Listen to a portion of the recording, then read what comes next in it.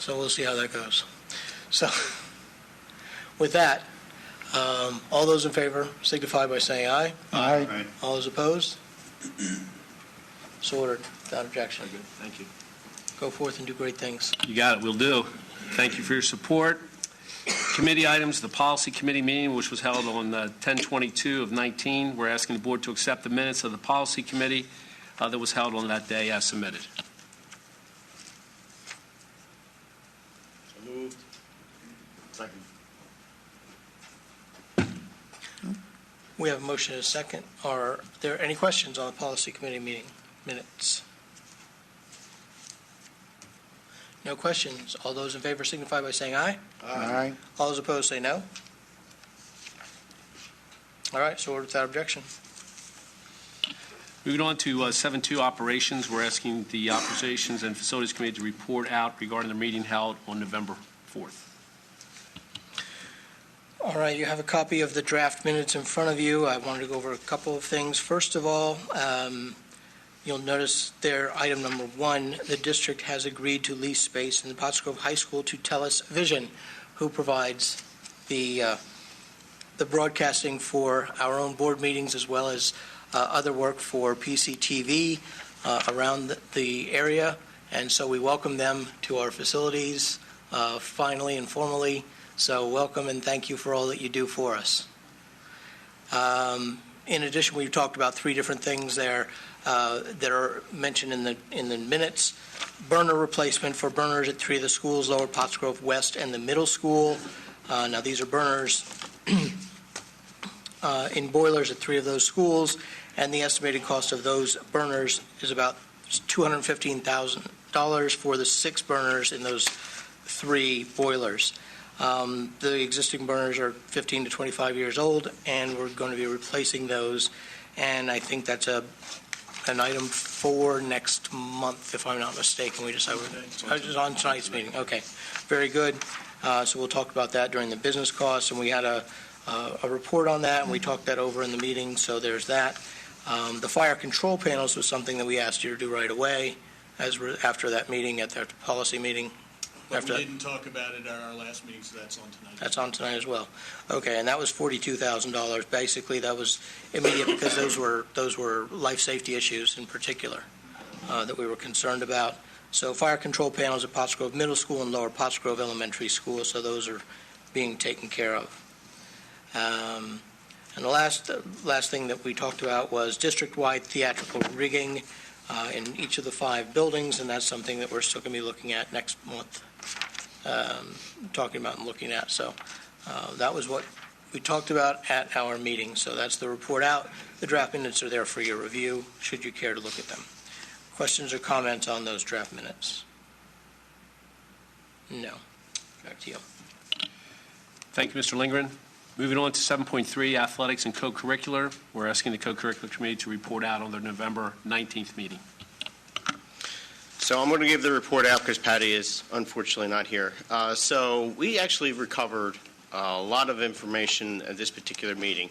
One of the pieces that we covered was the idea of having the United Sports Group, which is part of the Special Olympics program, where we were going to have up to about, I believe it's 30 students, 15 from the Special Olympics side on IEPs, that are from Potts Grove, 15 that are going to be playing with them.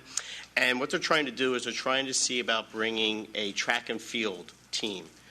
So it'll be all-encompassing of those type of groups. There's going to be a polar plunge. Is this still are going to happen? Where's Gary? Is Gary here? Gary's not here. Okay, so Gary had mentioned that there would possibly be like a polar plunge, but the polar plunge is really an indoor polar plunge. It's not really a big polar plunge. And they're going to ask, obviously, school board directors and administrators to possibly go along with this polar plunge for... Just school board. Oh, just school board members? No, I think you were involved. We already talked to you and Dr. Sherrick about being in this. And this is going to happen, I believe, next Friday, December 13th. So they're hoping to get people to go and sign up for this at the Solderton Indoor Pool. between 9 a.m. and 1 p.m. I'm also happy to say I can now announce the names or who is going to be the first class of the Pottsgrove Athletic Hall of Fame. All of the inductees. I'm allowed to say this. It's on this thing, so I'm saying it. All right. He's not here, so. Oh, you're go. Hey. Okay, so the first class inductees are going to be Randy Burkert, class of 78. It's going to be Gina, I know I'm going to mess these names up, Bria Chani, class of 1998. Roxanne Murgia, class of 1981. Mallory Green, class of 2003. And let's see, I'm missing somebody. Kurt Wrigley, class of 2079. And the entire... It says Wrigley? Yeah. 1979. Didn't I say that? 2079? Oh, boy. 1979.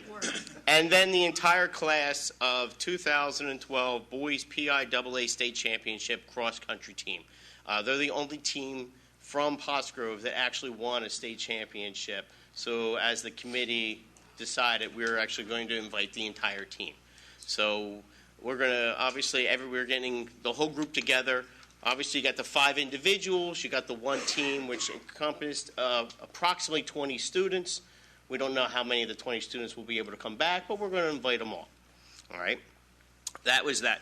In the next meeting, we're also going to send to the board for a request of $1,950 to use from Market Street funds to replace a school board, a baseball school board.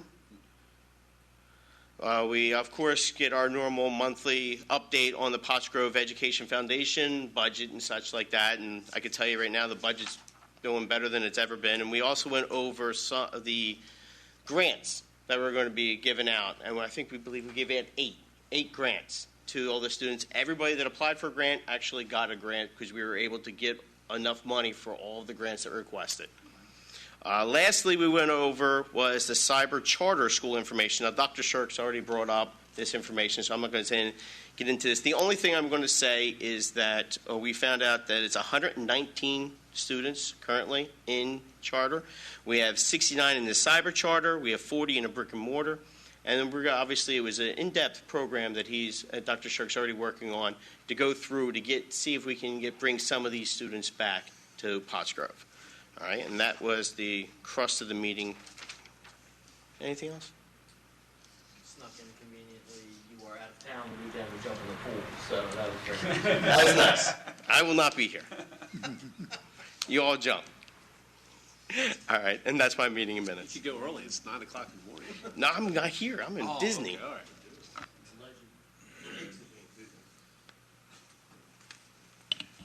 Thank you, Mr. Leach. We'd like to move down to the Policy Committee meeting that was held on the 19th, and we'd ask the Policy Committee Chair to report out, please.